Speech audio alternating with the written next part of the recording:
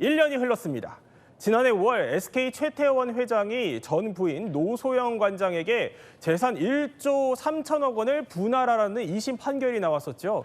지지부진했던 대법 심리 중에 눈여겨볼 만한 자료들이 제출됐다는 소식이 들려왔습니다. 내가 정부에서 무슨 특혜를 받니? 내가 무슨 특혜를 했다. 사돈이니까 그걸 힘을 빌려가지고 남을 경쟁했는데 찌글러 눌러빼던가 이런 거. 일절 전부 피했다.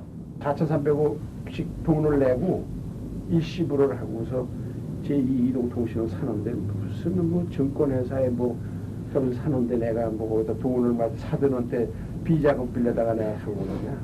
그건 뭐 이제 누가 보더라도 이게 말이 안 되는 거 아니에요.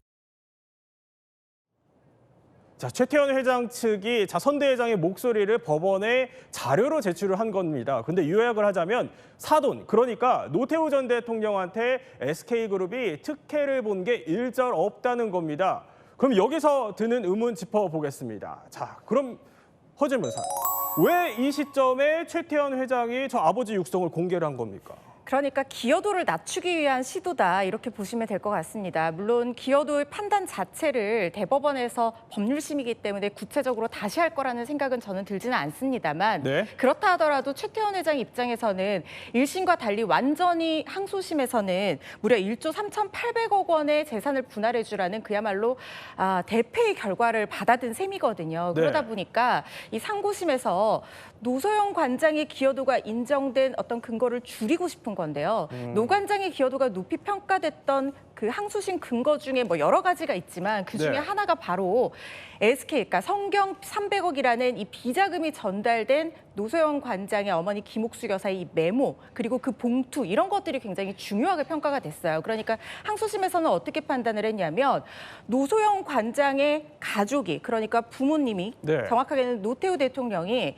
최태원 회장의 선친인 최종현 회장이 SK 이 통신사업, 이동통신 사업을 하는 과정에서 굉장한 특혜를 주고 사실상 종잣돈을 줬기 때문에 이 부분으로 SK가 컸다. 그렇기 때문에 노 관장의 기여도도 높이 인정이 돼야 된다. 뭐 이런 취지로 판단을 했다고 생각을 하시면 되는데요. 네. 그런데 문제는 대법원에서 이 부분을 살펴볼 수 있을 거라는 생각이 듭니다. 선친끼리의 어떤 기여가 과연 자녀 부부의 기여도까지 인정이 될 수 있을 것이냐. 이 부분이 또 쟁점이 될 수 있는 부분이거든요. 네.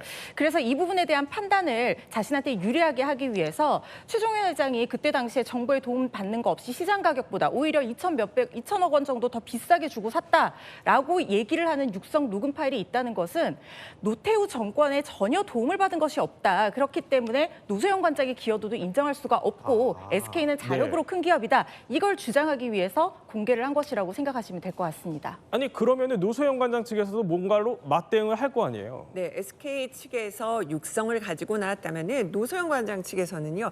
편지를 가지고 나왔습니다. 편지요? 기억하시겠지만은 최태원 회장이 2003년에 업무상 배임 등의 혐의로 이제 구속된 적이 있습니다. 네. 당시 이제 최태원 회장이 노 관장에게 보냈던 편지를 이제 참고 자료로 제출을 한 건데요. 당시에 이제 경영이나 기업 경영 부분에 대해서 노 관장에게 의견을 묻고 서로 의견을 나누는 그런 정황이 들어 있다는 겁니다. 그러니까 노소영 관장 측에서는 SK 기업 성장의 유무형으로 기업 가치가 성장하는데 노 관장도 기여를 했다. 이런 주장을 보여주기 위해서 편지를 또 참고 자료로 제출했다.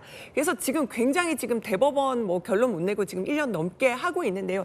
이게 굉장히 쟁점도 많고 이렇기 때문에 이러다가는 전원 합의체로 갈 수도 있겠다. 이런 관측까지도 법조계에서도 나오고 있습니다.